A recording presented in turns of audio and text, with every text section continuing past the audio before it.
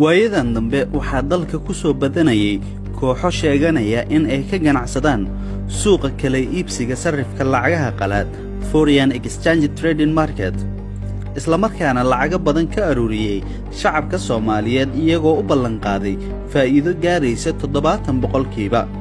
muwaadin inta aadan hantidaada cid kale u gacan gelin waxaad u baahan tahay in aad wax ka ogaato khiyaanada loogu magac daray khiyaanada Ponzi scheme oo shucuub badan lagu dhacay.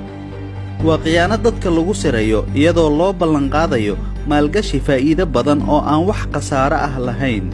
barnaamijkani wuxuu macaamiisha u soo celinayaa faa'iido bilow ah oo ka timid lacag laga qaaday macaamiil cusub, laakiin macaamiishii hore loogu sheegayo faa'iido u bilaabatay. shirkadaha adeegsada barnaamijkan waxay xoogga saaraan in ay mar kasta helaan macaamiil cusub si macaamiishii ka horraysay u siiyaan lacag loogu sheegayo in ay tahay faa'iido, ilaa inta laga helayo macaamiil cusub oo lacagtooda qayb ka mid ah dabooli karta faa'iidooyinkii loo ballan qaaday macaamiishii hore. barnaamijkani waa soconayaa. shirkadahaasi waxay sameeyaan xayeysiis badan iyo ballanqaadyo kuwii hore ka sii fiican. waxay qortaan dad dhallinyaro ah oo soo xerogeliya macaamiil cusub oo lacag laga qaado. goorta ay joogsato in la helo macaamiil cusub oo maalgashi sameeya, waxaa burbura barnaamijka oo idil. dhammaan dadkii lacagaha laga qaadayna waxay ku baraarugi doonaan in dhac loo geystay.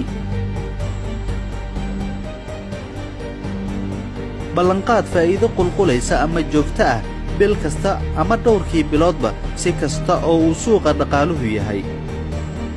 maalgelin aanan shati, ruqsad ama sharci ka haysan hay-adaha ku shaqada leh habmaaliyadeedka dalka sida bangiga dhexe. macaamiisha oo aan loo sheegin sida maalgashigani u shaqeeyo ama faa'iidadaas badan uga dhalanayso, ama lagu qanciyo in ay tahay istaraatiijiyad ay adag tahay in la fahmo. macaamiisha oo aan loo oggolayn in ay arkaan dukumiintiyada habka lacagtu u soo xarooto. macaamiisha oo dhib badan kala kulma in ay lacagtooda kala baxaan. jawaabta keliya ee kooxdan ay ku siin karaan marka aad weyddiiso halka faa'iidadani ay ka sameeyaan ayaa ah suuqa sarrifka lacagaha qalaad forex trading. balse ma isweyddiisay waxa uu yahay forex trading? waa ganacsiga suuqa sarrifka lacagaha qalaad ee caalamka. khasaare ayuu leeyahay, taas oo maalin walba joogto uga dhacda suuqyada caalamka horuu maray. faa'iido yar way dhici kartaa in laga helo, laakiin damaanad qaad rasmi ah ma laha. mana jirto cid ballan qaadi karta, waayo daqiiqad walba sarrifka waa isbeddelayaa. mana jirto cid og kor iyo hoos meesha uu aadayo daqiiqadda soo socota. waa khiyaano dadka lagu dhacayo in faa'iido gaaraysa 40%, 50%, 60% ama 70% loo ballanqaado. khiyaanadaas waxaa loo yaqaannaa Ponzi scheme. ma jiraan shirkado sharci ama oggolaansho ka haysta bangiga dhexe oo ka ganacsata forex-ka. waa in aadan hantidaada ku aaminin cid aan sharci u haysan waxa ay ka shaqaynayaan. haddaba muwaadin, Soomaaliya ka ganacsiga forex-ka waa lagu been abuurayaa, ee waxa ka socda waa khiyaano iyo boob hanti dadweyne, ma aha forex trading. tani waa khiyaano. inta dadka lacag laga aruuriya ayaa qayb lacagta ka mid ah la siinayaa macaamiishii hore, looguna sheegayaa in ay tahay faa'iido ka dhalatay ganacsiga forex-ka.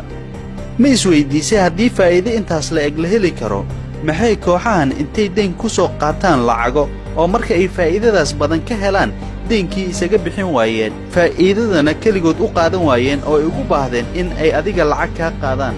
waa khiyaano. ma isweyddiisay haddii ay run ahaan lahayd, dhallinyarada shaqooyin ayaa degdeg loogu qaadan lahaa iyo mushaarooyin gaaraya malaayiin dollar si ay suuqyada caalamka ee lacagta badani taallo faa'iidooyinkan oo kale uga sameeyaan. waa khiyaano. ma isweyddiisay sababta shirkadaha waaweyn ee malaayiinta dollar haysta suuqani u geli waayeen? maxaa yeelay waxay og yihiin in aysan jirin ganacsi faa'iidadaas laga helo ee ay tahay khiyaano. digniin.